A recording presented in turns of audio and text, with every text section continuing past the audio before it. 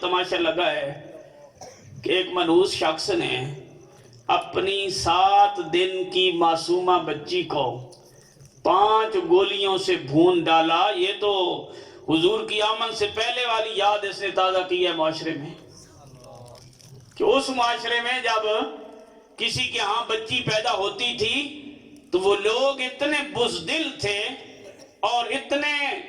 گھٹیا سوچ کے مالک تھے کہ وہ اپنی بیٹیوں کو گلے دبا دیتے یا ان کو زندہ زمین کے اندر دبا دیتے، اور وہ کہتے تھے کہ ہماری غیرت اور ہماری مردانگی اسی میں ہے، حالانکہ عورت انسان ہے، انسان سے پیدا ہوئی ہے اور انسان کو ہی جنم دیتی ہے۔ تو یہ جو تماشا لگا ہے یہ اسی سوچ کی عکاسی ہے۔ اور یہ کیوں ہو رہا ہے؟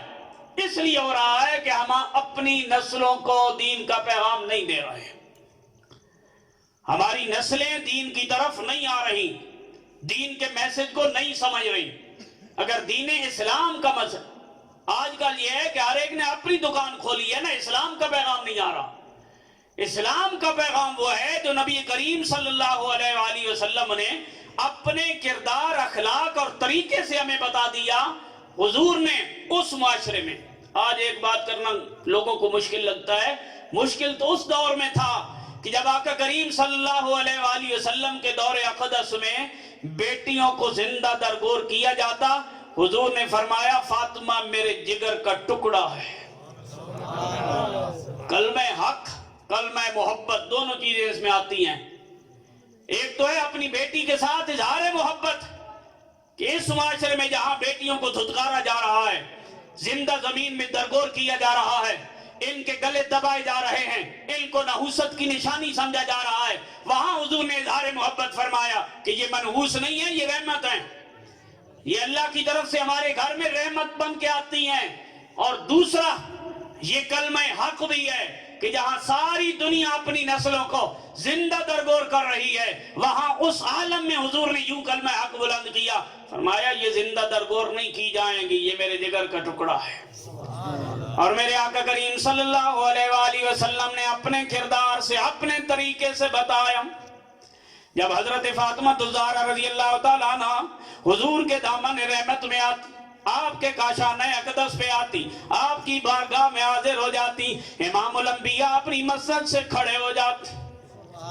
باپ ہونے کے ناطے حضور کھڑے ہوتے ہیں، نبیوں کا امام اپنی بیٹی کے لیے کھڑا ہوتا ہے، حضور کھڑے ہو جاتے، چند قدم آگے بڑھ کے میرے آقا استقبال فرماتے، اپنا دست نبوت اپنی بیٹی کے سر پہ رکھتے، اور دست نبوت سر پہ رکھنے کے ساتھ پیشانی پہ بوسہ دیتے، حضور سیدہ کو اپنی مسند پہ بٹھاتے، گویا عملاً حضور نے پیغام دیا ہے بیٹی کا مقام یہ ہے۔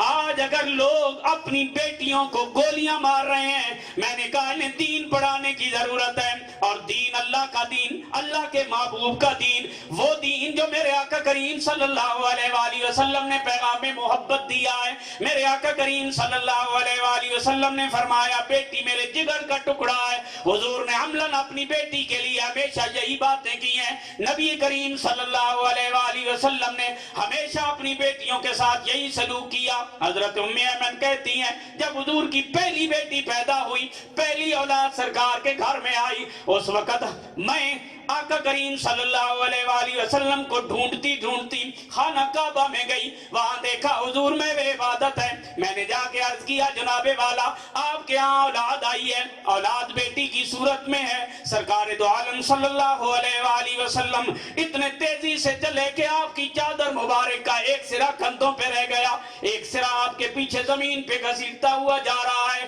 آقا کریم اتنی تیزی سے گئے، ام ایمن کہتی ہیں اس معاشرے میں سرکار کے گھر میں پہلی بیٹی آئی تھی اور میں یہ دیکھ رہی تھی کہ آج جا کے ہوتا کیا ہے۔ کہتے ہیں میری نگاہوں نے پہلی دفعہ یہ منظر دیکھا، امام الانبیاء صلی اللہ علیہ وآلہ وسلم نے اپنا دست نبوت حضرت خدیجہ کے سر پہ رکھا، فرمایا کیف انت، او میری بیٹی کو جنم دینے والی خاتون تو بتا تو کیسی ہے۔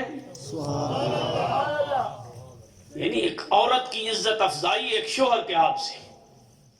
اور یہ کردار۔ اور پھر حضرت ام ایمن کہتی ہیں حضور نے بیٹی کو اٹھایا،